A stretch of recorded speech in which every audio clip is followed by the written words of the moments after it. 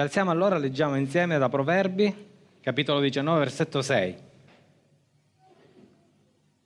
Molti corteggiano l'uomo generoso, tutti sono amici dell'uomo che offre regali.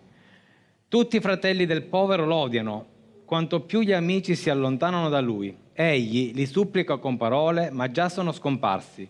Chi acquista senno ama se stesso, e chi serba con cura la prudenza troverà del bene. Amen. Vi potete sedere. Molti corteggiano l'uomo generoso. Dì alla persona accanto a te, generoso. Tutti sono amici dell'uomo che offre regali. Tutti i fratelli del povero lo odiano. Qua naturalmente non parla di povertà intesa come uno che non ha niente, parla di povertà inteso come uno che è tirchio. Ok? Perché se parla di generosità, sopra, nell'altro versetto, ci parla invece di tirchietà. Dì alla persona accanto a te, sei tirchio. Meno male, non siete convinti, però. Sei tirchio, però ascoltatemi, io ora non vi parlo di soldi. Ci mancherebbe che noi parliamo di soldi questa sera, sa mai. La prossima volta. Quindi, quanto più gli amici suoi si allontanano da lui, quindi il tirchio non ha amici, è povero. Diventa povero. La persona generosa invece ha tanti amici.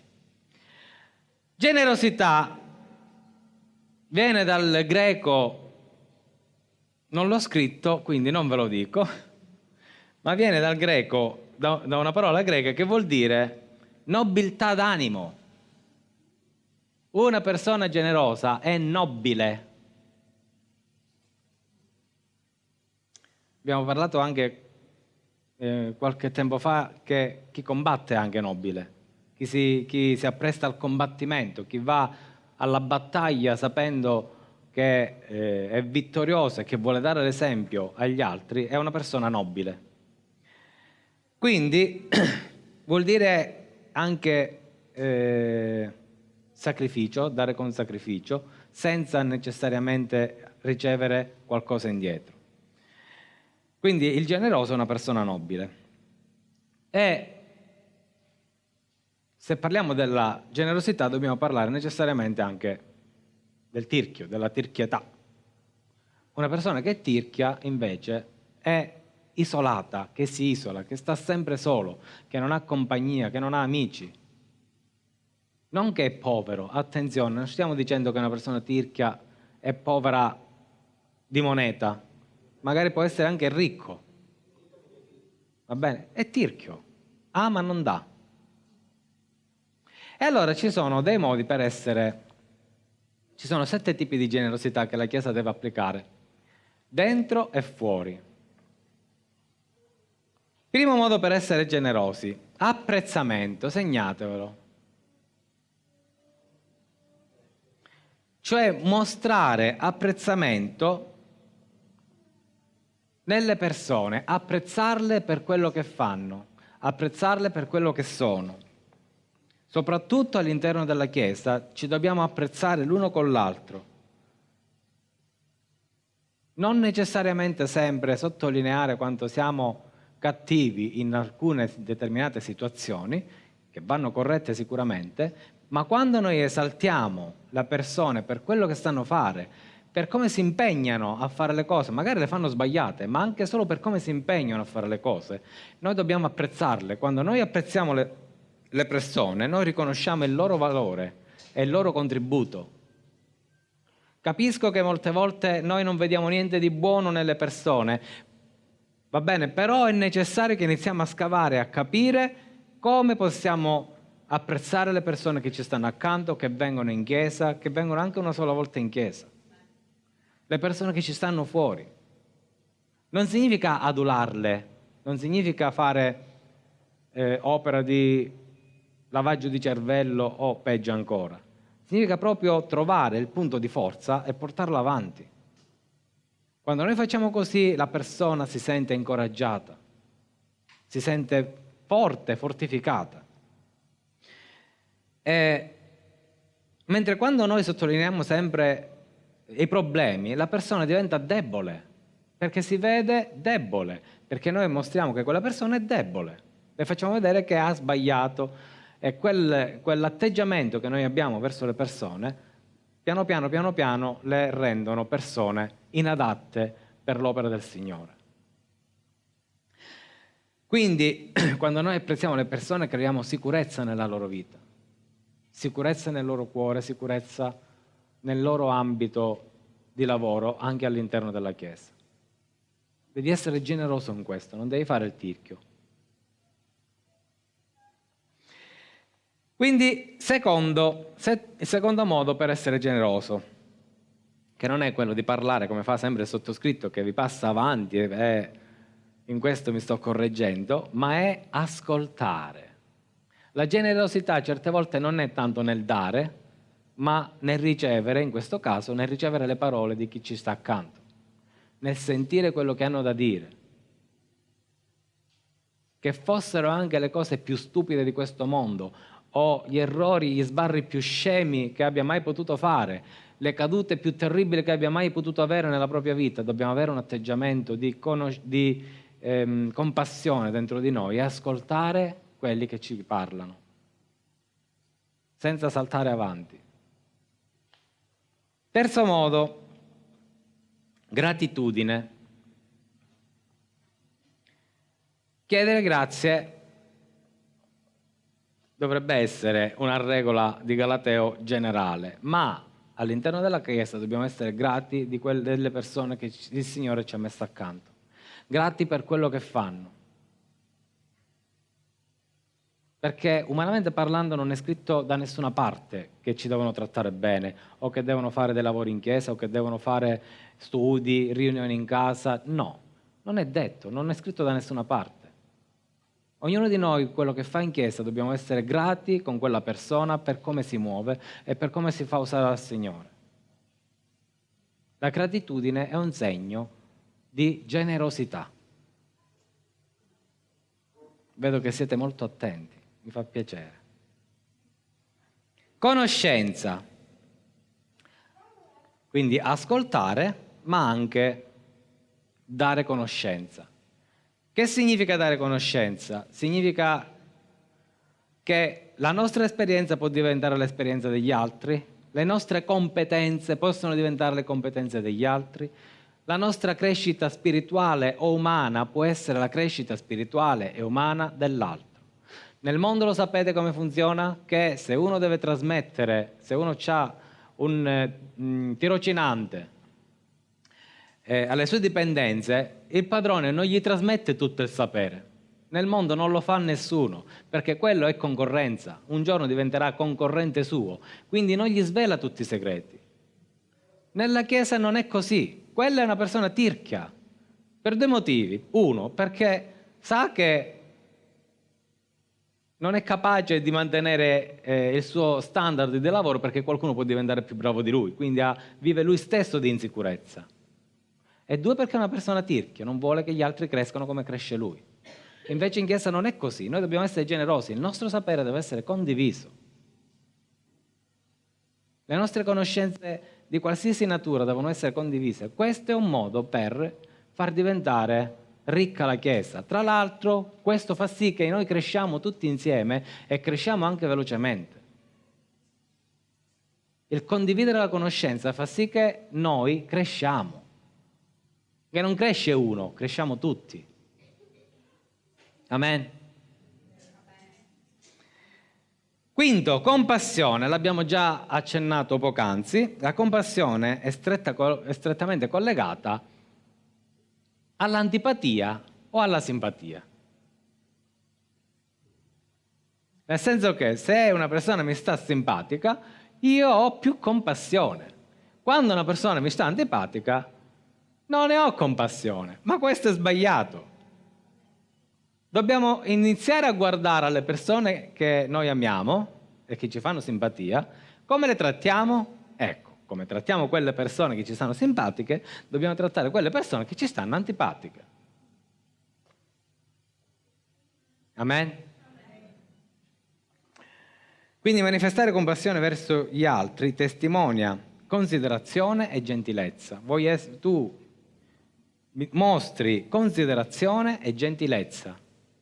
Vuol dire che tu consideri le persone quando le tratti con compassione. La compassione prevede anche che non ci sia giudizio su quello che dice.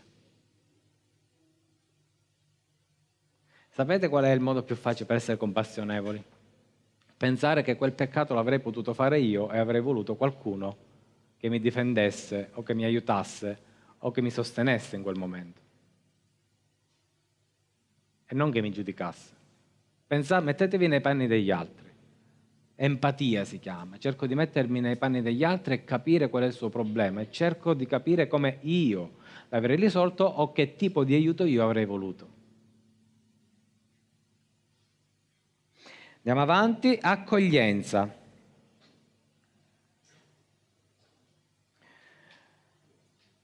Anche l'accoglienza è un poco complicata, perché noi veramente siamo famosi per essere molto accoglienti. Siamo famosi per essere accoglienti con quelli che ci fanno simpatia. Per cui il Signore oggi ci dice di essere accoglienti anche con quelli che non ci fanno tanto simpatia. Perché?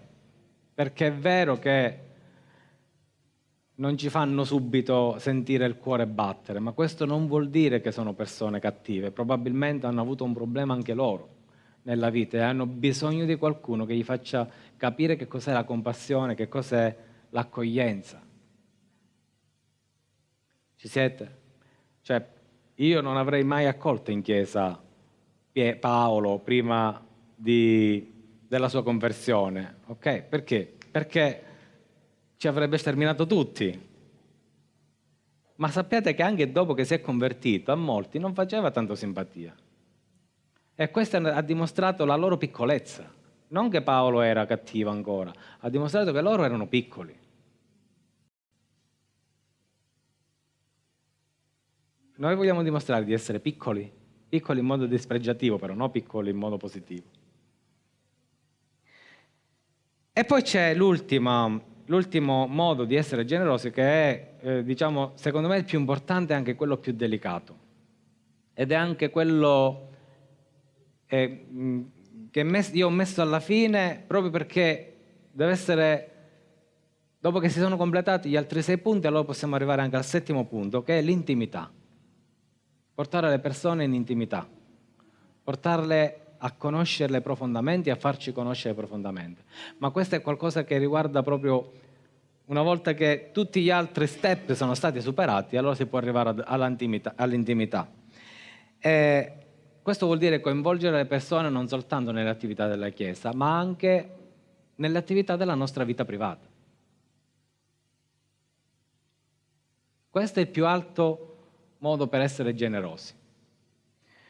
Quindi l'apice della generosità è dare se stesso coinvolgendo gli altri in relazioni più intime. Quindi di tutto quello che abbiamo detto fino ad ora, di tutto abbiamo parlato tranne che di una cosa, se ci avete fatto caso, dei soldi. Quindi l'essere generoso non necessariamente riguarda i soldi, perché ci sono delle generosità che prescindono dalla moneta, vanno prima di tutto a livello spirituale, a livello comportamentale. Come io sono nato in Cristo e come io vivo la mia vita in Cristo. Perché se io vivo la mia vita in Cristo con poca preghiera, con poca intimità, sono stirchio anche nei confronti del Signore. Abbiamo detto la volta scorsa, papà, mamme, voi che avete figli, dovete fare dei piccoli culti in casa, possibilmente ogni giorno, con i vostri figli, 1/4 d'ora, 20 minuti, abituateli alle cose sante, perché il mondo è terribile. Oggi i vostri figli sono nelle vostre mani, fra qualche giorno vi sfuggiranno di mano, perché è natura, cresceranno, e non voglia il Signore che se li piglia il diavolo, nel senso che sballano, il mondo è pieno di pericoli. Addestrateli ora. La parola di Dio ci dice che mentre è verde l'albero va raddrizzato. Non è un detto solo siciliano. Ok? Cresceteli ora, mettete nella loro mente che Dio è buono, che Dio è grande, che Dio è con loro sempre, in ogni momento, pronto anche a rialzarli. Piccoli culti in casa significa anche prendere la parola, predicarla, fargli capire che cosa vuol dire e perché no, anche profetizzare, farli profetizzare. Digli, magari non usare queste parole, dirci Daniele profetizza, è ovvio che Daniele, va bene, però che cosa ti fa sentire nel cuore il Signore? Daniele, che cosa ti fa sentire nel cuore il Signore? Insegnategli questo a casa, in modo tale che si aprono il cuore alla parola di Dio, non soltanto quella scritta, ma anche quella spirituale. Insegnategli la generosità. Insegnategli a dare anche quelle piccole cose che alcune volte magari non si staccano, perché ci tengono. Insegnategli ad essere di cuore. Questo perché? Perché voi volete il loro male? No, perché Proverbi ci dice: molto corteggiate l'uomo generoso e tutti sono amici dell'uomo che offre regali. Per non lasciarli soli nel mondo, per avere persone buone accanto a loro. Amen. Luca 21,1. Poi, alzati gli occhi, Gesù vide dei ricchi che mettevano i loro doni nelle casse delle offerte. Vide anche una vedova, poveretta, che gli metteva due spiccioli.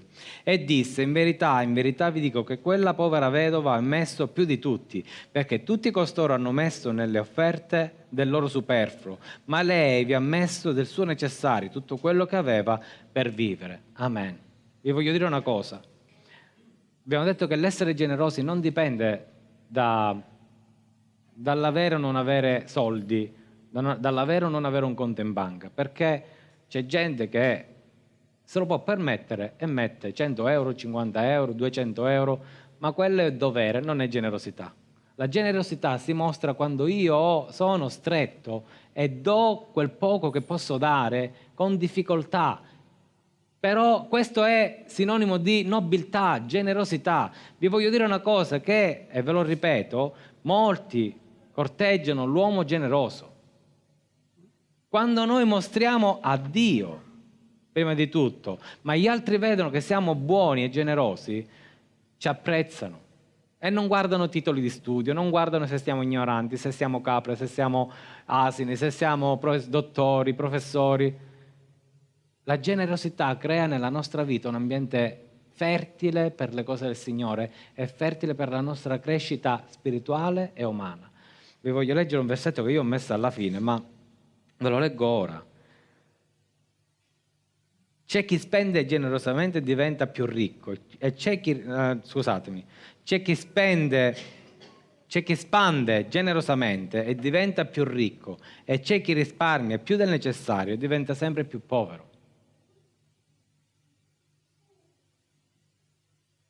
Capite? C'è chi spande, c'è chi dà generosamente e diventa ricco. La parola di Dio ti dice che tu diventi ricco. Nella tua generosità tu diventi più ricco. Ma se tu risparmi e diventi più del necessario, diventi povero. C'è il rischio che la banca in cui hai messo i tuoi 100.000 euro fallisce all'improvviso e tu hai perso tutto.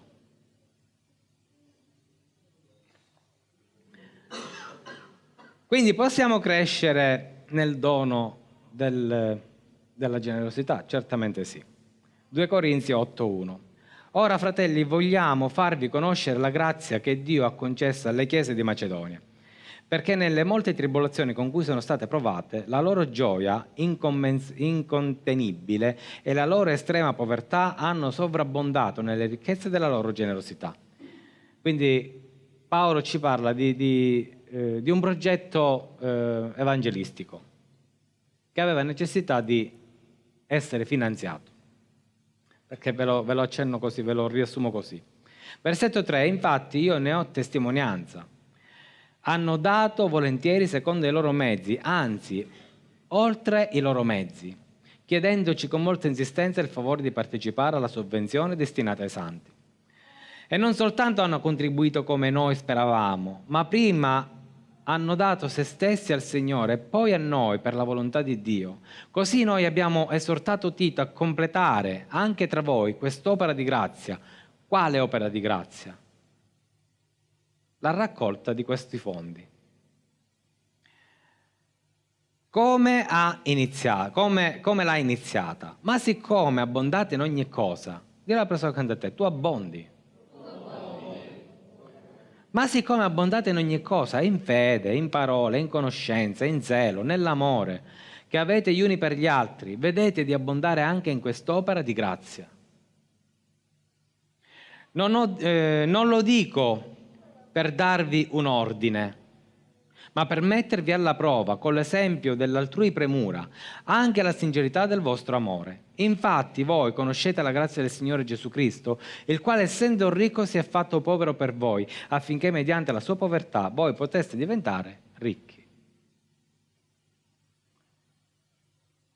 Quindi c'era la chiesa della Macedonia che era senza denari, era una chiesa tribolata, dice così, guardate. Tribolata, con molte tribolazioni, con molte prove ed estrema povertà.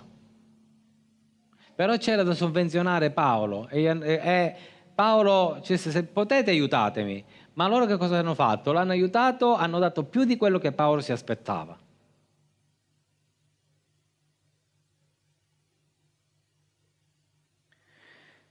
E allora che fa Paolo? Manda Tito dai Corinzi e gli dice, guardate che quelli hanno fatto questo e non avevano niente, voi invece siete ricchi, voi abbondate di tante cose, quindi cercate di dare, perché il Signore ha dato la sua vita per noi, si è fatto povero, lui era ricco, si è fatto povero, ma Dio ci ha reso, per la sua povertà, ha reso ricchi noi.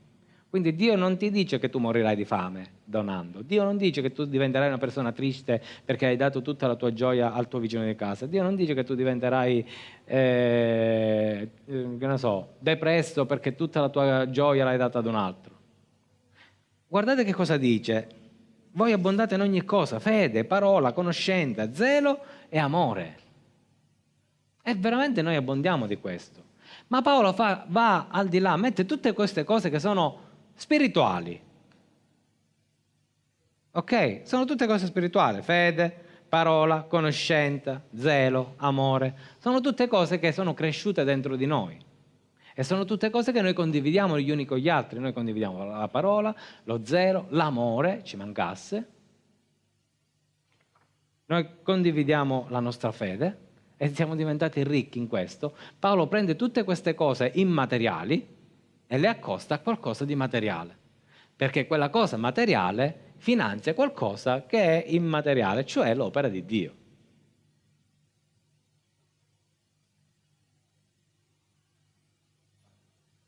Amen.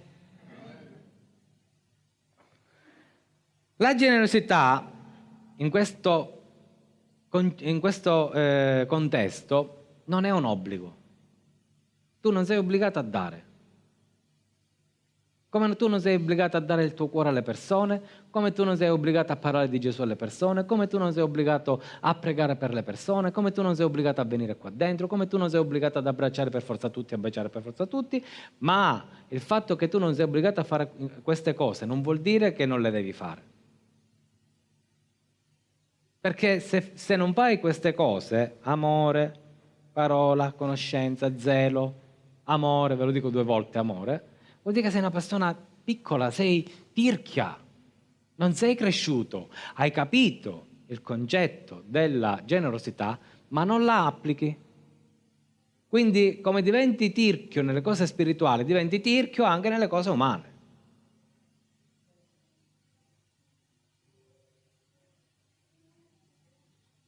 Amen. Quindi la generosità non è un comando, ma è una prova. Dilla alla persona accanto a te, prova. Quando uno fa una prova, sapete, ho avuto una discussione su Facebook, una discussione cretina così, che sempre il solito versetto nella Bibbia che dice non giudicare. Ok? Ed era una discussione tra fratelli nella fede, che litigavano, però non bisogna giudicare, uno non sa, qua, là. E allora un altro gli ha detto, vabbè, però guarda che la Bibbia dice che bisogna giudicare con giustizia. E ci ha messo un versetto. E allora questa signora ha risposto e ha detto valutare, ha cambiato la parola giudicare con la parola valutare. Però certo bisogna valutare. E che ci scrisse, scusami, ma che cosa cambia tra giudicare e valutare? Qual è la differenza? Valutare è la parola più bella, non è nella Bibbia, quindi la possiamo usare, ma poi il risultato è sempre quello. La valutazione è un giudizio. Se io valuto che quella persona è buona, sto giudicando che quella persona è buona. Se io valuto che quella persona è cattiva e non bisogna frequentarla, io la sto giudicando. Ma che cosa cambia? Cambia la parola e diventa tutto più bello, più angelico. Ok, quindi voi vi dovete autogiudicare, autovalutare. C'è un modo per autoconsiderarsi e dire: sono una persona generosa, sono tirchio, mi devo migliorare. In base a quello che abbiamo letto in Corinzi, noi possiamo dire, ti offri volentieri per aiutare le persone che sono nel bisogno? O qualcuno te lo deve dire, chiama al fratello che in questo momento ha bisogno di aiuto? Ecco, già qua siete tirchi. No. E quello non è più generosità. No, si capisce, lo sai come devi fare? Come dice Paolo, devi pregare. Signore, ti metti in preghiera e presenti tutta la Chiesa. Il Signore ti metterà davanti una persona. Tu devi pregare ogni giorno per la Chiesa. Ogni giorno, come ci ha detto Samuele, ogni giorno dobbiamo pregare. Per questo siamo diventati tirchi, per questo siamo tirchi, perché siamo tirchi col Signore, preghiamo poco e se preghi poco che rivelazione devi avere?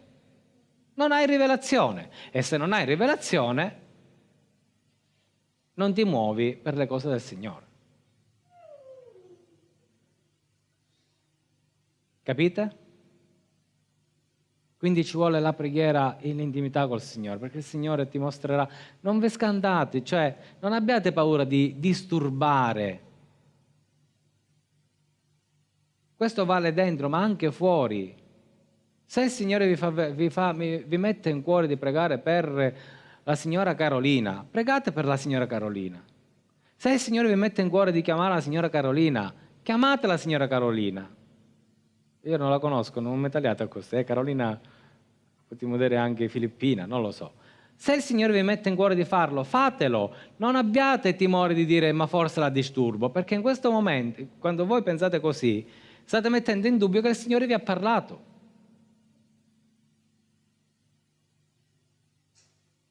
Ok? Non mettete in dubbio la piccola parola di profezia che il Signore ha messo nel vostro cuore. Fate quello che il Signore vi fa sentire e più forte ve lo fa sentire, prima ancora lo dovete fare. Questa è generosità. Non aspettate la parola di conferma, perché la parola di conferma va nelle cose in cui c'è dubbio. Devo comprare la casa, Signore, ti prego, fa che qualcuno mi incoraggi. Come è successo a me? Devo cambiare la macchina, Signore. Nella mia mente ci sono un paio di macchine, dammi conferma che tu vuoi che compro questa macchina. Questa preghiera l'ho fatta oggi, l'indomani Tizio mi dice guarda che hai bisogno di una nuova macchina. E nel mio cuore c'è Signore, lo so, dammi un'altra conferma, io lo so che tu lo vuoi, però incoraggiami, perché sapete che uno deve spendere soldi. Ok, quindi se uno deve spendere soldi per un acquisto di questo genere deve essere ponderata l'acquisto e deve capire che cosa deve acquistare. L'indomani un altro ragazzo mi disse guarda che te ti serve la macchina e non me ne ha due macchine, le due macchine che io ho nella mente. Poi se compro quelle o non compro quelle, io punto su quelle due, perché il Signore mi ha parlato per quelle due e vado su quelle due. Va bene? Quindi ora sono incoraggiato, lo faccio perché... Ma non è lo stesso, ma Signore devo telefonare alla zia Carolina o si offende. Non aspettate perché il Signore non vi darà una parola di conferma. Perché queste cose sono atti di generosità, non sono mutui che dovete stipulare e quindi rischiate qualche cosa. Negli atti di generosità non rischiate niente, perché nell'atto di generosità il Signore vede che date e vi darà. Pochi amen ho sentito. Nell'atto di generosità Dio, voi date, ma Dio vi ricompenserà. Non è a perdere. Amen. Quindi, contribuisci finanziariamente alla Chiesa? Trascorri del tempo di qualità con la tua famiglia? Come vi dicevo, la preghiera anche intima, quella è qualità. Do più del necessario? I macedoni che cosa hanno fatto? Hanno dato più di quello che potevano. E gli altri vedono la tua generosità. Ora è vero che Gesù ci dice che non sappia la tua mano destra quello che fa la tua mano sinistra. Questo non vuol dire che fare sempre le cose di nascosto, vuol dire che noi dobbiamo dimenticare che abbiamo fatto bene. La mia mano, sono io che devo dimenticare quello che fa la mia mano destra e la mia mano sinistra. Io faccio con generosità e non ci penso più. Cioè non mi aspetto niente indietro. Ma gli altri lo devono vedere e percepire che io sono generoso, non soltanto nel dare, come abbiamo detto, ma nell'essere. Non facciamo gli ipocriti. Non nascondiamoci dietro il velo della... come si dice? Della falsa... Oh, aiutatemi. Del perbenismo, del finto perbenismo. Esatto. Ok? Va bene, ora iniziamo la predica. Galati 5:22.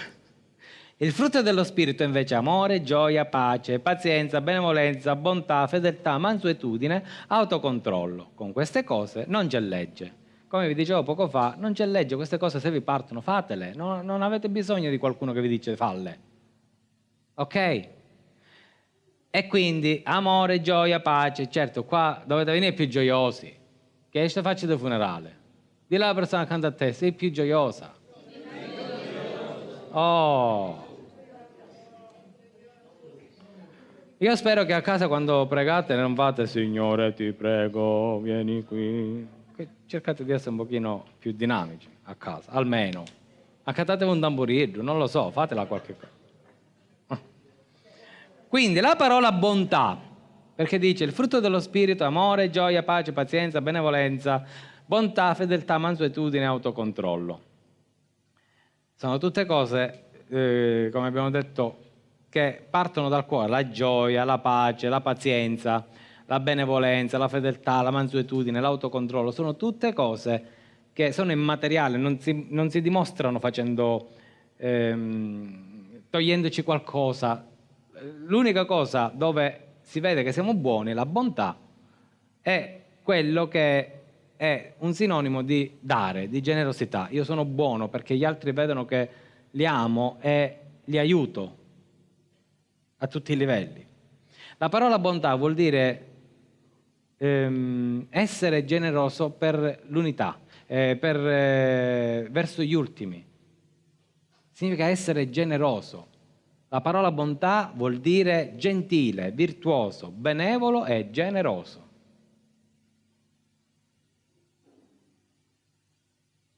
Ed è un frutto dello Spirito Santo. Non è qualcosa... Qualcuno ce ne esce. Mia moglie è nata generosa. Io no. Io non ci sono nato generoso. Ci sto diventando col tempo, piano piano.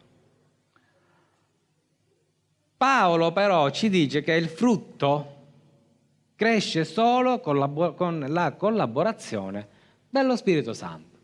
Quindi se tu non sei generoso, mettiti davanti al Signore e dici: Signore, io voglio cambiare atteggiamento perché io voglio diventare come te. Tu eri generoso, io voglio diventare generoso. Non pensate che Gesù ogni sera aveva 2 pani e 5 pesci, ogni sera moltiplicava per 12, o per quelli che erano 70, 72 o 120, quelli che... No.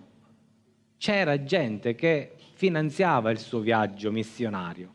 Ogni tanto faceva miracoli, si saziavano tutti, ma in linea di massima c'erano delle donne pie che stavano bene e finanziavano non soltanto Gesù, davano a mangiare a Gesù e ai 12 apostoli. E se era necessario anche a tutti gli altri. Vero è che La cassa Gesù a chi l'ha data? Fateci caso. A chi l'ha data la cassa Gesù? A Giuda. Cioè, erano 11 onesti e uno disonesto. Gesù a chi la dà la cassa? Al disonesto. Perché Gesù ci dice, il Vangelo ci dice che rubava dalla cassa.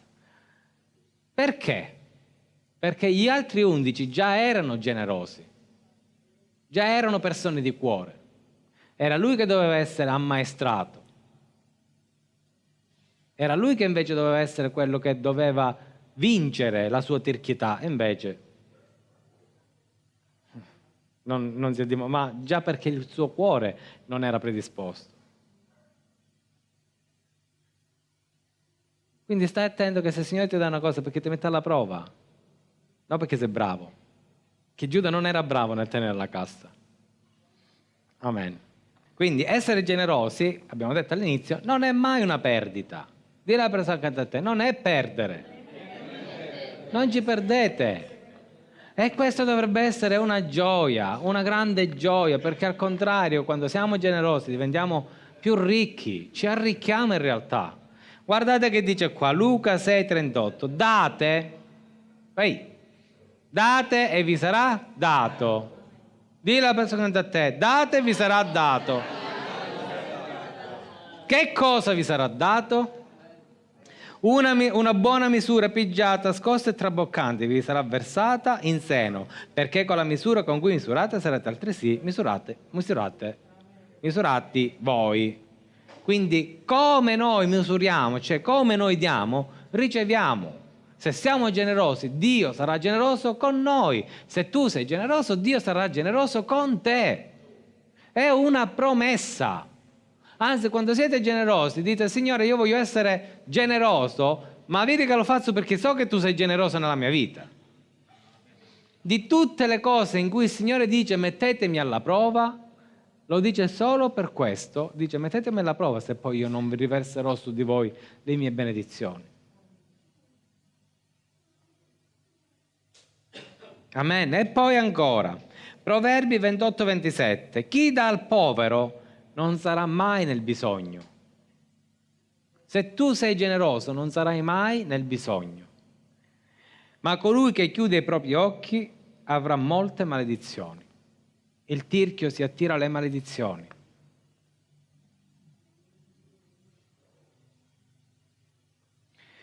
Quando siamo generosi e diamo agli altri per puro motivo d'amore, la nostra vita diventa migliore. Cresciamo in gioia, pace, prosperità, salute, influenza, amici e tantissimo altro ancora. Naturalmente è l'atteggiamento quello che conta. Perché se tu dai perché qualcuno ti ha obbligato o qualcuno ti ha detto devi dare e non dai perché hai capito che è qualcosa che è nel cuore di Dio, che Dio desidera perché vuole benedirci, tu non hai capito niente, non dare, mantieniti tirchio che forse è meglio. Ci perdi di meno, perché è l'atteggiamento del cuore. Se tu dai perché sei costretto, stai dando di malavoglia, a perdere vai, non vai a guadagnare. Quindi ve lo dico io stesso, tenetevi la vostra gioia, il vostro amore, la vostra pace, perché se devi dare di malavoglia, perderai tu. Darai qualcosa che non ha valore e perderai anche tu. Abbiamo detto che uno però si deve allenare nel dare. Come? Nella preghiera. Signore, ti prego, aiutami a essere generoso. Metti nella mia vita, metti nel mio cuore la persona che ha bisogno, che io possa aiutare, mettimela davanti, che io la voglio aiutare. Con poco. Sappiate che il Signore, se io avessi bisogno, non dovete necessariamente spogliarvi di tutto quello che avete per aiutare me. Se di cuore mi volete aiutare con 5 euro, io sparo. Perché voi potete dare solo quei 5 euro, il Signore lo vede che siete generosi. Generosità non vuol dire do 100.000 euro, vuol dire quello che mi tolgo un pezzettino di quello che può servire a me per darlo a qualcuno che è nel bisogno. Tolgo qualcosa che può darmi una soddisfazione perché c'è bisogno nella Chiesa. Capite? Capite, sì o no? Amen. Quindi, e voglio concludere con quel versetto che abbiamo letto, Proverbi 11:24, c'è chi spande generosamente diventa più ricco e c'è chi risparmia più del necessario diventa sempre più povero. Ora qua mi voglio fermare proprio 2 secondi, perché abbiamo visto che chi spande generosamente diventa più ricco, ma qua dice c'è chi risparmia più del necessario. Cioè, quindi vuol dire che non è che non dovete risparmiare perché dovete essere generosi. Vabbè, qualcosa da parte, dobbiamo essere assennati in quello che il Signore ci ha dato, nelle nostre finanze, dobbiamo essere persone sagge, dobbiamo avere qualcosa conservato, perché se rompo un frigorifero non mi posso andare a lamentare con la Chiesa, questo mese non do niente perché mi devo comprare il frigorifero. No? Oppure mi devo comprare la televisione. Questo mese non do la decima perché devo comprare la televisione. No. Tu dai sempre quello che devi dare alla Chiesa e inizi a fare la chioccia e conservi quello che è necessario. Non devi svuotare il tuo conto in banca perché qualcuno ti disse che devi essere generoso. Va bene? Ma non bisogna strafare. Ci dice ben chiaro, Proverbi, c'è chi risparmia più del necessario. Ok, io non posso mettermi nel mio conto, devo risparmiare, devo arrivare a 1 milione di euro. Sto risparmiando più del necessario. Poi muoro, è 1 milione di euro, chi se lo mangerà? Chi se lo mangia?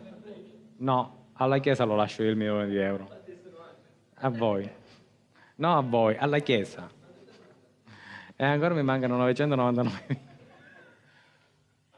999.999, eccetera, eccetera. Va bene, a Sanna mancano ancora. Atti 20-25 abbiamo concluso. In ogni cosa vi ho mostrato che affaticandosi in questo modo ci conviene sostenere gli infermi e ricordarsi della parola del Signore che disse: c'è più gioia nel dare che nel ricevere. Questo c'è più gioia nel dare che nel ricevere, io ve lo accenno, sarà un argomento anche delle prossime settimane, perché dobbiamo capire che quando noi diamo, ne riceviamo gioia. Certo non è una gioia immediata, va bene? Però se iniziamo a capire cosa vuol dire c'è più gioia nel dare che nel ricevere e entriamo nella logica delle cose spirituali, di come Dio intende c'è più gioia nel dare che nel ricevere, sicuramente poi scoprirete che veramente c'è più gioia nel dare che nel ricevere. Perché c'è più gioia nel dare che nel ricevere? Perché noi facciamo sì che il Signore lo vincoliamo. Perché se noi diamo, il Signore poi è costretto a darci. È costretto a darci. Per questo c'è più gioia nel dare che nel ricevere. Poi fateci caso. Se ve ne andate a un matrimonio, vi fate 4 conti e dici, che c'è fa un regalo. No, io sparo, a seconda la parentela gli devo regalare 500 euro. Moto. Però se si sposa mio fratello, magari Picasso, giusto? Se si sposa mio figlio, Picasso. Ok, gli devo regalare 500 euro. Gli regalo 500 euro. Ma quando ti sposi tu, che lo inviti, quell'altro si sentirà obbligato. Minimo, perché poi deve fare la valutazione al 2% dell'inflazione, se è al 2%, se è al 6% deve valutare qualcosina in più. Poi fateci, quando fate un regalo, gli altri poi si sentono obbligati a sdebitarsi, che è carnale, è vero, ma se voi ci pensate, Dio più o meno ragiona pure così. Gesù ha dato la sua vita, non aspettandosi niente in cambio, tra l'altro. Non è che si aspettava che tutti noi, che bello, ha dato la sua vita, siamo tutti salvati. Va bene? Mentre nel momento in cui noi facevamo pietà, che eravamo cattivi, le persone più inutili di questo mondo eravamo noi, e il Signore ha dato la sua vita per noi. Che cosa ha ricevuto Gesù in cambio? La nostra conversione. Cioè Dio non si è dato inutilmente. È vero che non si aspettava niente, ma sapeva che noi entravamo nell'obbligo di contraccambiare il suo amore. Ci siete? Può sembrare strano, ma ha funzionato. Il cielo ha dato uno, Gesù, il giusto. La terra ha dato milioni, ha dato tutti noi che siamo diventati figli di Dio. Il suo dono ha portato milioni di doni al cielo. Noi siamo in un obbligo d'amore, non in un obbligo di schiavitù, in un obbligo d'amore verso colui che ci ha salvato. C'è stata più gioia nel dare o nel ricevere da parte del Signore? Nel dare, perché quel suo dare ha prodotto un ricambio moltiplicato. Tra l'altro noi non solo siamo stati salvati, ma siamo diventati come Lui. Alla sua presenza noi siamo ora alla destra del Padre. Noi ora somigliamo di più a Lui. In noi c'è Lui, c'è lo Spirito Santo, c'è Cristo per mezzo dello Spirito Santo. Cioè noi, il cielo ha guadagnato con quel sacrificio. Chi ci ha perso? L'unico che non ha dato. L'unico tirchio di questo pianeta, che è il diavolo. Era tirchio, voleva tenersi tutto per sé. Pure noi ci voleva tenere legati, schiavi a sé per l'eternità.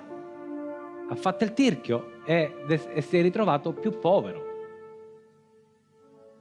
Amen.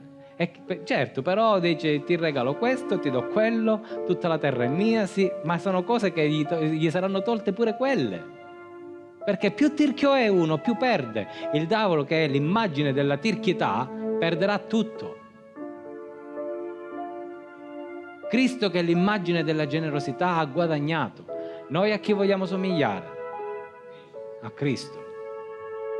Amen. Signore, ti vogliamo ringraziare, vogliamo, Signore, venire alla tua presenza. In questo momento vogliamo donare il nostro cuore come l'abbiamo donato, Signore, quando ti abbiamo conosciuto, ci siamo dati completamente a te. Quando ci siamo battezzati, Signore, ha detto sì, tu sei il mio Signore, il mio Salvatore. Vogliamo ancora donare, Signore, tutta la nostra vita, tutto quello che è nella nostra vita, tutto quello che ci hai dato, Signore. Sappiamo che ti appartiene, sappiamo che neanche i nostri capelli ci appartengono a te. Noi, Signore, siamo amministratori di quello che tu ci hai dato. Vogliamo amministrarlo, Signore, vogliamo essere buoni amministratori, perché vogliamo che il tuo regno guadagni, Signore, anime, che guadagni vite, Signore, che entrino nei cieli quante più persone possibile. Vogliamo essere, Signore, quelli che si muovono in questa direzione, che fanno di tutto, Signore, per agevolare il tuo lavoro, per agevolare il lavoro del cielo. Vogliamo essere trasformati dentro. Vogliamo essere trasformati nel cuore, vogliamo, Signore, scardinare le false convinzioni che il diavolo ha messo dentro di noi nel tempo, e vogliamo diventare persone più generose, vogliamo diventare persone che sappiano aprire il cuore, che sappiano aprire la mente, che abbiano, Signore, la possibilità di donare con cuore e con gioia. Signore, ti prego, non farci, fa che gli altri non ci vedano tirchi. Fa, Signore, che il nostro atteggiamento non sia un atteggiamento di tirchio. Anzi, Signore, quando si accenda la lampadina che voglio risparmiare, Signore, fa che in quel momento possiamo sederci. Non dico che dobbiamo spendere tutto, Signore, sederci, metterci alla tua presenza e dire: Signore, cosa vuoi che io faccia in questo momento? Perché non ho niente per me e non posso dare niente, però voglio fare qualche cosa. Illuminami, parlami, fammi capire quello che devo fare, fammi muovere, Signore, nella tua volontà con generosità. Vogliamo, Signore, imitare quella vedova che ha dato quello che aveva, forse anche più di quello che aveva. Ti preghiamo, Signore, di mettere nel nostro cuore il cuore di quella vedova. I tuoi occhi, Signore, si sono posati su di lei, perché su di lei, Signore, c'era lo spirito giusto, lo spirito di generosità, mentre sugli altri, Signore, c'era il dare il superfluo, il dare quello che avevano in più. Non si sono tolti niente dalla bocca. Signore, noi vogliamo diventare come quella vedova, vogliamo avere il cuore di quella vedova. Perché quella vedova sapeva che stava dando a te, ma sapeva anche che tu non l'avresti lasciata sola e abbandonata, avresti provveduto alla sua vita. E sono sicuro che in quel momento Gesù si è girato verso gli apostoli e gli abbia detto: provvedete a quella vedova, date qualcosa, perché la parola di Dio obbligava ad aiutare le vedove. E sono sicuro che Gesù in quel momento ha avuto passione e compassione per quella donna e gli ha fatto provvedere più di quello che poteva avere quella vedova. Signore, dacci il cuore di quella vedova, dacci il cuore di Gesù. Vogliamo diventare, Signore, generosi come lo sei tu. Nel nome di Gesù te lo chiediamo. Grazie, Signore. Ognuno di noi dica grazie Gesù. Grazie, Signore Gesù. Amen. Grazie.